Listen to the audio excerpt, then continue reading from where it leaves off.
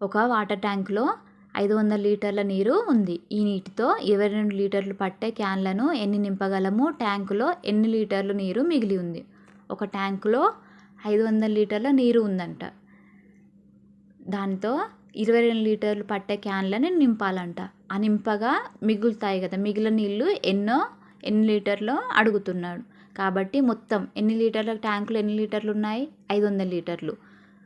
Can ఎంత? 22 లీటర్లు. కాబట్టి 500 మొత్తాన్ని 22తో డివైడ్ చేయాలి. 22 రెండ్ల 44, 6 60, 22 రెండ్ల 44, 60 మైనస్ 44 16, అంటే మొత్తం 22 లీటర్లు పట్టే క్యాన్లు నింపగా మిగిలినవి 16 లీటర్లు. మిగిలిన నీరు 16 లీటర్లు.